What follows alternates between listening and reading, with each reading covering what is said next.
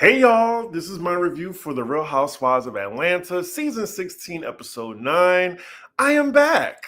I just took an edible before this, so we're gonna see just when I'm gonna get high, during this review. You'll probably notice. Anyway, I'm excited to, talk about Atlanta. As y'all know, well, if you didn't, I was in LA for Beyonce weekend, Cowboy Carter tour. I'm sure if you follow me, you've seen the photos, and my outfit came together great. Shout out to one of my friends, Rod, if you're watching. I appreciate you. Look, that hat, I might have to keep it. I think I'm going to keep the whole outfit. Anywho, I'm going to talk about that on my Patreon. I want to talk about my honest review of the show, my experience, and everything. Oh, thank you. Hey, Chris, you look so good in that cowboy hat. Well, let me show y'all. Live show.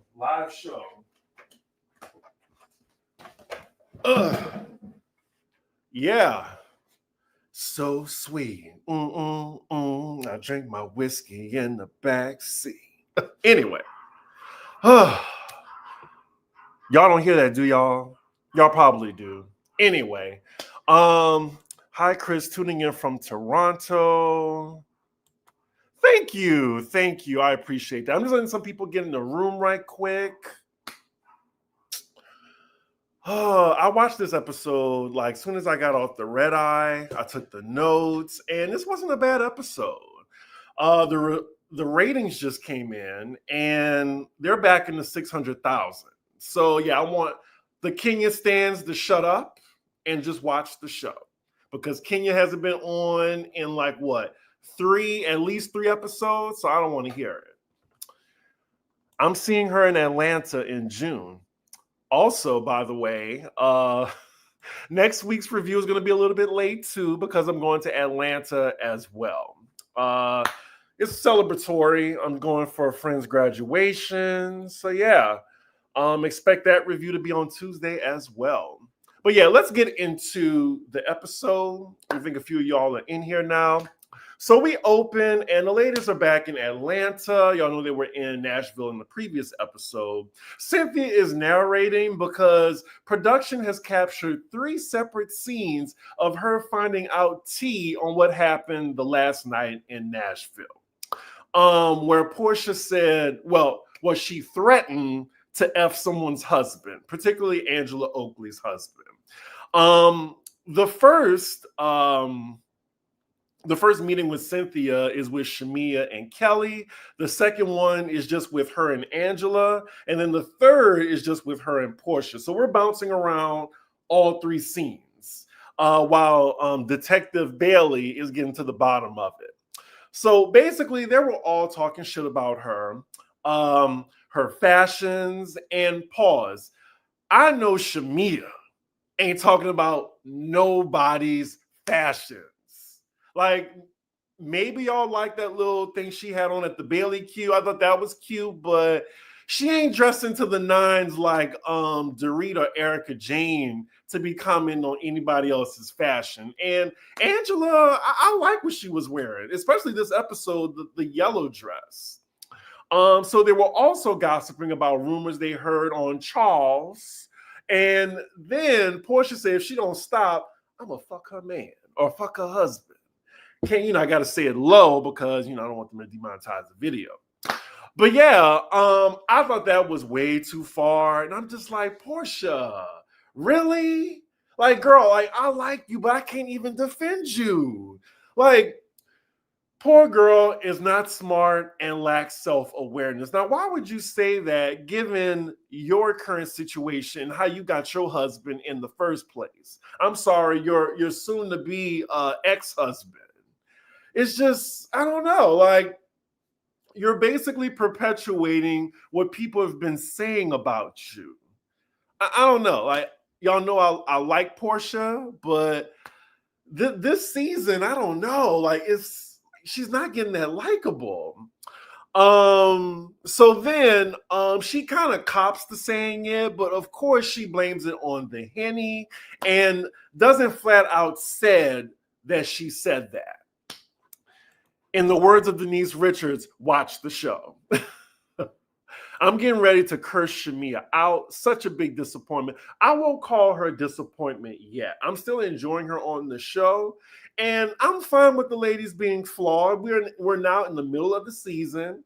We got to know them these first, 8 or so episodes. And now we're comfortable with them. We're seeing the flaws and the cracks and all the friendships. That's why we watch Housewives in the first place. Shamia dresses like a broke person with money. Oh my God. Oh my God. You might have clocked it. LOL. For a friend, Cynthia is definitely being showed a lot of love. I'm here for it. Me as well. She is made to be a friend of. So is Shamia. I ain't gonna say all that. Shamia has been doing a good job. She's just falling back into her minion ways.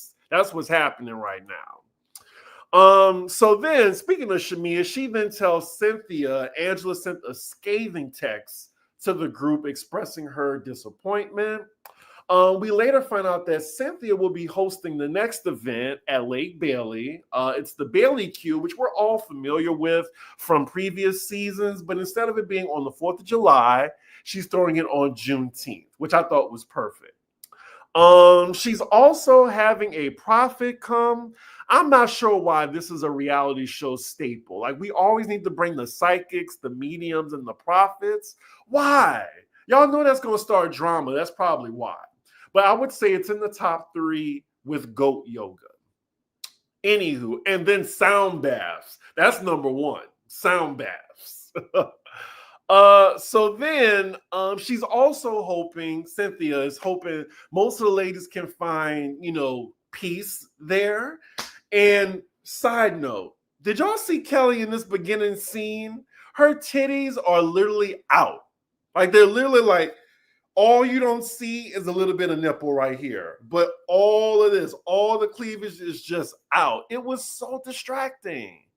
Like, and I'm not just saying it because I'm a gay man and I don't really care for titties like that, but it just was kind of distracting. Oh, also, new shirt alert. I just got this in the mail. Y'all know I love me my Pokemon and my nostalgia. So yeah, I got this from Once Upon a T. TEE. So if you're interested in getting any other shirts like that, they're not paying me yet, but y'all know I love my tees. Anyway, Chris, I hate a sound bath. Look, I don't want to do that. Candy Ben exposed Porsha stealing husband ways on season 9 on the Hawaii trip. You're right. So then next scene, Kelly is holding a birthday party for her hideous dog, which she made hideous on purpose. It's not the dog's fault. She made the dog ugly. The dog wasn't ugly at first. The only other cast member to show up in this scene is Britt. The whole thing is ridiculous, but I'll allow it. Britt is talking about her mom moving in with her. As y'all know, in her story arc, her storyline, she wants to get pregnant and she wants to have her mom there to help her out. I'm sure her husband is thrilled by this. She mentions one of her sisters is going to be helping her pack, and she feels optimistic that they are all coming together. They then start talking about the upcoming Bailey Q. So the next scene, we're at Porsha Mama's house because, she can't film in her own house. She's talking to her mom and sister about her daughter and a small update on her divorce. And, she can hardly talk about it. So now she's talking about being pissed in Nashville on her birthday when she found out that Dennis was filming with Drew. And as y'all know, my fucks are few for that storyline. I don't care, especially given Porsha's history. Now she's telling her version of events when it came down to Angela, talking about her at the pool. And then Angela confronting her with her big feet, I guess. And the lady's talking about her. Excuse me. And here she go with the I don't remember exactly what I said, yet everyone that was there remembers what you said. LOL, poor dog catching strays. I mean, she did that. Look, when I first saw the dog, I wanted to be petty and call PETA. But yeah, I just need Porsha to own what she said. Like, that was a real shitty thing to say, especially in the position you're in. And I'd have more respect for her, but she can't even cop to that. It's annoying. And y'all know that everyone, like most of my fellow content creators, do not see it for Miss Porsha. And I be trying to give her the benefit of the doubt. But this episode, look, my sister done burned too many bridges now. Y'all get where that reference comes from. Also, we have 100 people in the chat tonight. I appreciate y'all. Please make sure you like the video. YouTube be hating on the ninjas, especially the gay ninjas like me. So please, with the most you can do, at least if you don't want to follow my ass, is like the video. Now, if you do like my ass, please follow me and subscribe so I can get to the next level and I can, be up there with my peers. Shout out to Brooke Ashley, it's her birthday today, so go wish her happy birthday. Happy birthday, Brooke, if you're watching. I already text you, but I just want to let you know publicly. But yeah, back to the show. Next scene, we're with Shamia at her surrogacy appointment, and it looks like they found one for her. She is determined to give her husband the boy that he wants. And look, as long as she wants another child, I love that for her. Next scene, we are with Angela and Charles. I might just have to keep saying his name like that. Charles, they're working out together, and she's telling him what went down in Nashville. And, Charles' response is how you think it is. He's challenging her. He's playing devil's advocate. He's cracking jokes at her expense. She tells him about Porsha and, explicitly what she said about him being easy to F. It seems like Charles really don't give a damn what Porsha said, but Angela does, and she tells him she's ready to go to war. I don't mind it. Look, Angela came ready for these bitches at the Bailey Q, and I was here for it. Next scene, we're back at Porsha Mama house. And she's welcoming an au pair. Now, correct me if I'm wrong, y'all. I don't want to be problematic, so I am asking. So someone told me when we were watching it yesterday, an au pair is basically an indentured servant. Now, is that true? Because I thought, like, when I think of au pair, I be thinking of, like, the white girls in the Upper East Side babysitting and they teaching the child another language or something. Like, they teaching them French. So let me know. Not all the sounds in the city. Shut up. Damn. Live show. Fuck. I guess my high kicking in. I told y'all I took an edible before this show. But yeah, please help me out. That's what not an indentured servant. That's what an au pair is, technically. Now, while this scene is going on, Dennis surprised Porsha in her confessional, surprised her, and they're doing it together. She knows she still loves that man. Like, it's just so annoying, and it's outrageous that she's more mad at Drew than she is at her own baby daddy. And she says, why start World War III when she could do what's best for their daughter? Okay. Speaking of which, she does confront him about filming with Drew, and even production is grilling Dennis in the confessional along with Porsha next to him, and he just fucking dodging the answer like the ain't shit ninja he is. Like, he lies and said, well, the cameras just popped up. They just so happen to be there, as if there's not call times for the scenes, like a location, and then consent forms are required for you to even film a scene. That goes for extras too, all around. He then tells her that Drew isn't signing him anymore, so there isn't anything for her to worry about. Let me see what y'all talking about right quick. Is this Alex's channel yelling at the city? No, it's my channel, but I was heavily inspired by Alex. This Miss Diane looks like she rubs her fingers between her toes and then eats her hot wings. Recessionista, you are on time out. I am putting you on time out right now. That's what I thought too. A Euro girl that teaches your kid a foreign language. That's what I thought. But it looked like she just got somebody to live at home with them to take care of her daughter.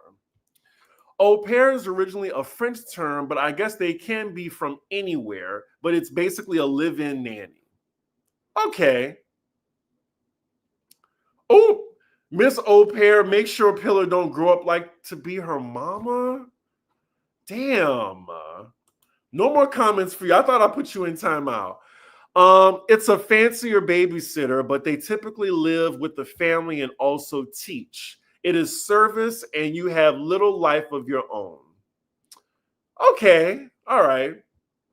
Yes, this is the real New York skyline. People think this is a painting sometimes. Yeah, it's real. That's a building. That's buildings. Anyway. Let me see, where am I? So yeah, he lied, so the cameras just so happened to be there, and he don't have, like, Porsha doesn't have anything to worry about anymore since Drew isn't signing him. But then, like, Porsha grills him about sleeping with Drew. I thought you didn't care, Porsha. And are you for real, as someone who took a former castmate, and I use castmate lightly, but took a former castmate's husband and divorcing him currently? Stop it. Please stop it, Porsha. And now she's waving the white flag with him and trying to call him a brother like Drew. And then he kind of like pretends like he goes in to kiss her. She still likes him. Like, what's crazy is like the parallel of Porsha and Dennis and Ralph and Drew. It really is something because they all deserve one another. Like, both couples deserve each other, even though they allegedly can't stand one another. I also will say this is the most unlikable Porsha has been since her spinoff show. Just saying. What else?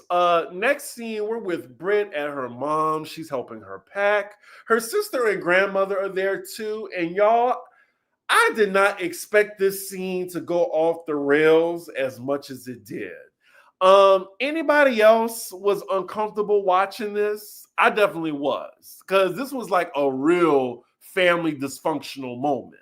Like, her sister and mom got into it, and then the grandma, like, she tried to intervene. Britt calls her sister, her other sister, to calm things down and, like, you know, like, change the mood around, but it actually made the situation worse because the younger sister is on 10. She's on a near breakdown. Why don't you talk to me anymore? Why don't you answer? Why don't you pick up? I'm starting to see that the younger sister, she's the common denominator, just so far. And then when things cool down, the grandmother, she definitely gives her 2 cents, and Britt says, "That's right, Grandma." How do y'all say grandmother, by the way? Because I'm struggling because I'm trying to say this for YouTube. I'm trying to say grandma and grandmother. I'm from the South. I'm a New Orleans nigga from the South. I say grandma. My grandma. That's my grandma. What grandma doing? What do y'all say? Y'all say mama? I'm just curious. Yeah, the Brit scene was very unhinged, but I did get an interesting takeaway from it. Now, even though y'all, I know we don't like Britt, it was definitely a humanizing moment because all that drama, like she navigated through that. Like she's been through that a million times. And it was almost routine for her. How she was just going through the motions and she didn't really step out of character. Like she had a lot of patience in that scene, which I thought was interesting because she doesn't have patience for the other women, especially Kenya. But yeah, I'm pretty sure that it was rough for her growing up. So she does have my empathy in this scene. I will give that to her. Did y'all see any of that? Do y'all feel what I'm saying? Next scene is the day of the Bailey Q. And if it is one thing Cynthia is going to keep on her, it is a gay assistant. Like she keep the gays around her, like a gay minion, basically. So folks are arriving. We get another Manetta cameo, and this is like her third or fourth appearance this season. It's just like, damn, she must have been really boring if production wasn't interested in having her in the show in an official capacity.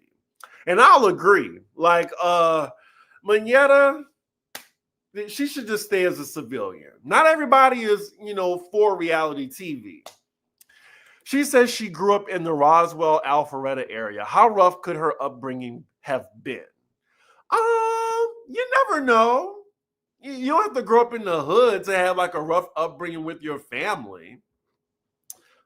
Kenya Moore has nothing else to give. Cynthia had a heavy wig on. It was giving Bose bundles. Let me see. So, let me see. Child, lost my place because I hit the button on my phone. I'm sorry. Look, I'm definitely high right now. Let's see. Where am I? Okay, so the ladies are arriving, and as soon as Angela walks in, Britt gives her a crunchy ass look, just like. And I'm just like, what did Angela do to Britt? I thought they passed that moment. But she was really so busy being Porsha's mouthpiece on the trip. Porsha has enough mouthpieces. Jesus. But yeah, I think Britt is just an all-around hater to me. But Angela looks unbothered and poised, like the bad bitch she is. Like she was ready for these chicks. The ladies are getting their profits read. Is that what it's called? You're getting your profit read? I don't know. Anyway, I don't care that much. Angela is next, and it's basically about her relationship with Charles. The prophet asks, which of y'all have a Porsche? And she asks, like, does he have a Porsche? And then this is when Shamia comes in. I'm just like, Shamia, did you really have to, like, say that? She was just like, oh, well, Porsche or Porsche? Everyone's laughing, and Angela really doesn't react to that. But I'm just like, why should Shamia be throwing like little daggers at Angela when they're supposed to be cool? And Angela, I think, saw her as a friend as well. Let's see. Between Britt and Porsha, there's enough miles on those miles to go around the world twice. So you're just gonna do this do this throughout. Y'all see I'm high right now? So you're just going to do this throughout the review, Recessionista. Okay, it's fine. Angela looked good. I think she looked the best out of all of them. I agree. She was very memorable in this scene. I love how Angela does not let them see her sweat. Well, they won't because she has that portable fan with her now all the time. So yeah, let's see. Porsha arrives. Angela still feels some type of way, but they at least speak to each other. And once again, Drew is the last to arrive to the function. It's her turn to get her profit read, but she wants to get hers in private. Cut to Porsha's confessional. She says Drew is being extra. She wants to tell the lies in public, but the truth in private. Now, I do agree with that, and I laughed, but wrong messenger. Wrong messenger. But it's funny coming from Porsha, who lies her damn self. Let's see. So later, Kelly goes over to Angela and asks, how she's been since they haven't spoke since Nashville. Angela says she's in the need of good vibes, and Britt just rudely blurts out, "Oh, you receive what you give." Angela's like, "Okay, so let's talk about it. Let's talk about it." So Britt, for some reason, is coming at her, trying to throw shade. Angela's like, "Well, is there something you need to tell me? Because the energy here." And then Britt, here she goes. She started up now. She's starting. She's like, "Do you understand the words that are coming out of my mouth?" Apparently, she's Chris Tucker right now. Angela says, "Britt, calm down. That big ass mouth, I can definitely read your words." Britt tries to come back and says, "Oh, well, you may need to use that mouth more often. Angela says, "Ooh, I do, but not as much as yours with them stretch marks around it." Oh my God. I was like, when I was watching this in real time, I was like, got her ass. Yeah, Britt was not equipped to take her on at all. So then Britt gets bothered. She has to get up out her seat. And like she's clearly bothered, and Angela continues. She's like, "Yeah, you got miles on that mouth." It was game, set, match after that. The miles on the mouth. I mean, how many miles y'all got on y'all's mouths when you really think about it? Anyway, hi Chris, so glad I made your live. If Kenya was still on, oh how I love to see her and Angela tag team Miss Bang Bang and Porsha. Also, Shamina needs a good clocking. I agree, but karma is gonna go to Shamia's way. Britt stays looking for a moment. I totally agree. You can tell she's looking for a moment to solidify herself as a cast member. It's exhausting. Yep, Angela's never scared. Never scared. Protect her at all costs. Oh, so you got 1,000 miles on your mouth. 1 mile? Look, you know what? I'm going to save that for Chris's business before I get myself in trouble on here. I'm already feeling this little high right now. I don't want to say nothing I'm going to regret in front of 200 people in the room now. Make sure y'all like this video if you just came into the room. So yeah, Shamia's face said it all. She was just like,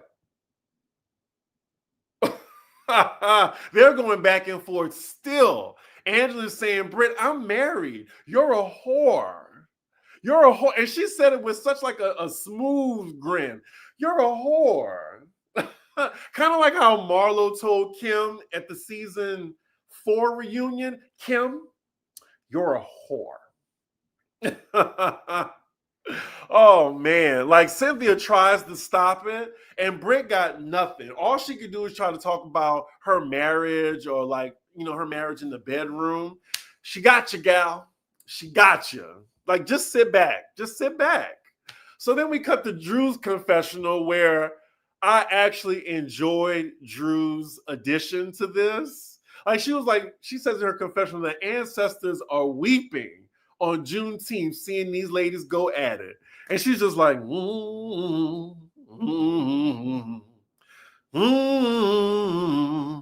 Now, wait a minute. They going back and forth. And I know Kelly is trying to jump in with Britt trying to talk about, does the world know about the side baby? Really, Kelly? I like you. Really? I was really disappointed by that. I was just like, hold on, Hobbit. Hold on, because we could drag you too. But I'm gonna give her some grace. Because you're gonna find out about your grimy homegirl soon enough. I don't know about that. I think Angela and Marlo could go head to head. Angela got her so good that the side baby comment didn't even sting. I agree. Angela said that in an unbothered font. Oh, so your mouth, the miles on your mouth is you circled Earth twice. Well, all right. Well, all right. We all have our own experiences and mouth mileage. What is your mouth mileage? Let me know in the comments below. So then Cynthia restores order and plays a Juneteenth game. Fun moment during this was when Porsha gets a question wrong. She says, I've never been so loud and wrong in my life. Production, they're like, oh, really? Really? And then we rewind to season 5 where we see the moment where Porsha thought the Underground Railroad was an actual train. That was super petty on production's part, definitely. So then afterwards, they all dig into the food and it looks great. Like, I am totally here for that Kool-Aid pitcher of barbecue sauce. Yes, a Kool-Aid pitcher of barbecue sauce because ninjas love sauce. And I am that ninja. Like, that is a great idea. I need extra sauce on everything. I want the sauce on the cornbread. I want it on the mac and cheese. I want to dip it in the rib sauce. Let me know in the chat. I think Black people, ninjas love sauce. Oh, now I want some barbecue and cornbread. Damn. Anyway, Cynthia then facilitates Angela and Porsha to hash things out. Now they're sitting together and Angela acknowledges her messy part on inviting Drew. And then Porsha also acknowledges that it's not even about Drew anymore. Now it's like me and you. So they get to, talking about the after party where she was by the pool. And I still don't think Porsha really took ownership for it. She should have I don't know, even hearing her confessional, she was just like, well, I didn't expect her to hear me with her Dumbo ears by the window. So unfortunately, Angela apologizes to Porsha for talking about her husband, and Porsha has the gall to say ditto. Really? But then afterwards, she begrudgingly apologizes and they hug it out. I guess, they just, wrapping a Band-Aid around an olive branch right now. So then we see Cynthia try to get Angela and Shamia to talk. So Angela's upset that Shamia didn't really check her friend Porsha for saying that foul shit that she said. Now, from Shamia's perspective, she just thinks, well, this is not my fight. This is between y'all. She is grown. I can't be responsible for a grown person. But I will say, if you say something foul like that about someone that, I'm now a friend of, I would say something. I'm like, nah, Porsha, you don't mean that, girl. Or even, you don't even have to be in a serious tone. I'm like, girl, I'm going to bed because you wilding right now and actually go to bed. There's ways to check your friend without really making a big deal about it. Oh, thank you, Nicolette, for the super chat. I appreciate you. You already know for the Sweet Baby Ray's barbecue sauce. I have that in my fridge right now. That is in every ninja's fridge, a bottle of Sweet Baby Ray's. I'm just saying, that's the best barbecue sauce. You can literally put that on anything. And thank you for the super chat. Also, if you want to donate to the channel, look, I am broke after these Beyonce tickets. $CDiggy1. Support the channel. Please and thank you. And you can also give a super chat. And it's $CDiggy1 on, it's Chris-Diggins on Venmo. But yeah, if you can't donate, like the video. So yeah, I think that Angela had a higher standard for Shamia than she did Porsha. I think that in Angela's mind, I'm actually getting cool with her. We saw Shamia complain to Angela about Porsha and not acknowledging her music as her best friend. So it really sucks that we as the viewers see as they're gossiping about Angela, like Shamia is kikiing along with them. And we've seen, and this isn't the only scene where someone is talking negatively about Angela, and Shamia is just laughing along. Like that would hurt my feelings if I knew like a friend that I thought I had is laughing at me while someone that I don't fuck with is talking about me. Yeah, I feel some type of way.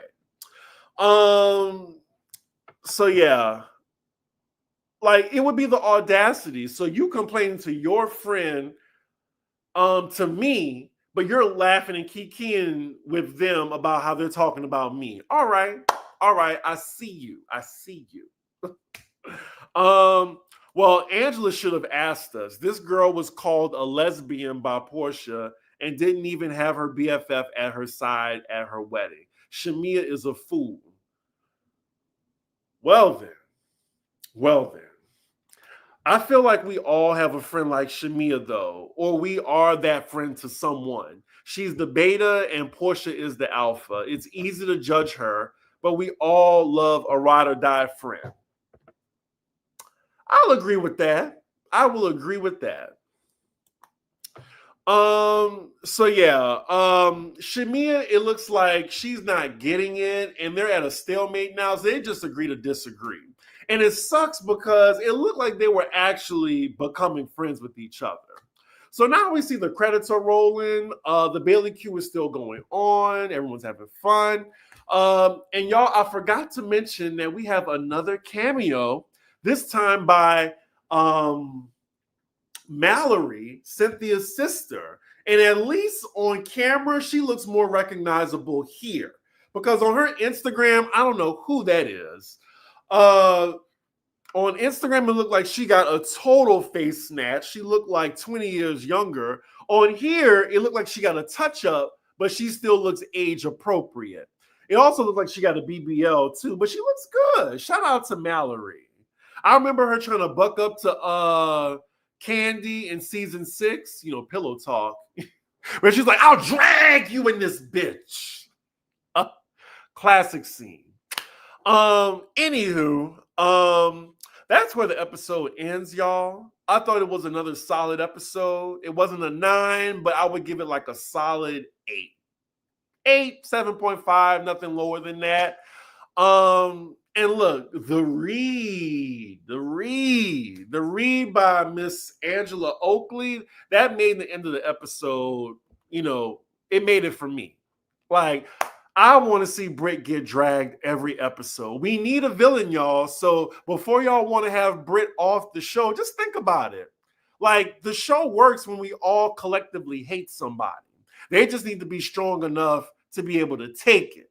Like Ramona Singer, that bitch didn't care if we thought she was a racist. See you next Tuesday.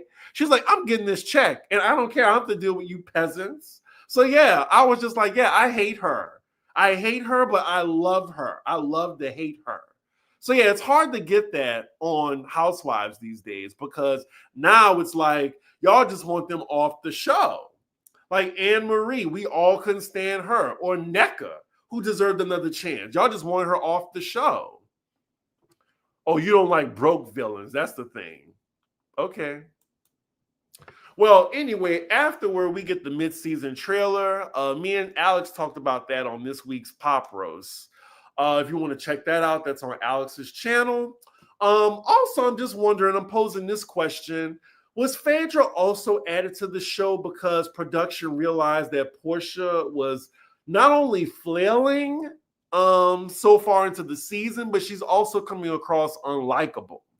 I think Phaedra came in to help Porsha's likability because I think we do like Crick and Frack. I think we like their chemistry. And also I think they were desperate because they didn't have any vets left on the show. Like Cynthia, she was a friend of, but that didn't count. You now had basically, Porsha on the show who's the only vet, but she's failing. So they're thinking that Phaedra is this housewife behind, a glass that you break in case of emergencies. I don't know where Phaedra came to be that part or that entertaining because it sure didn't help for Married to Medicine. Definitely didn't help for that. But I'm going to give Phaedra the benefit of the doubt. I'm going to hope that she brings the drama and interest in, even though the show is fine right now to me. I don't like no frick or frack, and I want y'all to stop trying to make fetch happen. Well, damn. Yes, Phaedra was added because they aren't talking about nothing. Boring storylines. I don't know.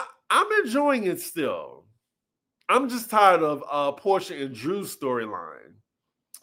Sheree used to date Charles. She should have come back as a friend. I don't want to get the secondhand embarrassment again of seeing Sheree fired again. Like, it's just embarrassing at this point. Don't bring this woman back a fourth time just to get rid of her. No. Leave Sheree, let Sheree be. But anywho, y'all, those are my thoughts on the episode. I think I got through this review rather well. I'm a little high, but I thought I got through this well. I'm going to order my... I don't feel like cooking tonight. I think I'm just going to get my Uber Eats order. I was craving Chinese food because, I don't know. Where's the good Chinese food in Cali? They have good Latin food and, Mexican food. Mexican food, unfuckwittable. But it's hard to find good Chinese food like you find good Chinese food in New York. Is it just me? I'm just talking to y'all like I'm just supposed to end the video now. I'm going to hit that button in a minute. But while you're still here, make sure you like the video. And also, follow me on Patreon, patreon.com/cdiggy1. What else? Yeah, see, my go-to order is a General Tso's chicken or a sesame chicken. What is y'all's Chinese to-go order? You know what? Let me know your Chinese to-go order because that means you watched the whole damn video. So yes, let me know below what is your favorite Chinese takeout order because that lets me know that you watched the whole video, all 42 minutes. Anyway, y'all, I'm going to enjoy my high. Make sure you like, comment, and subscribe, and I will see you for Basketball Wives tomorrow.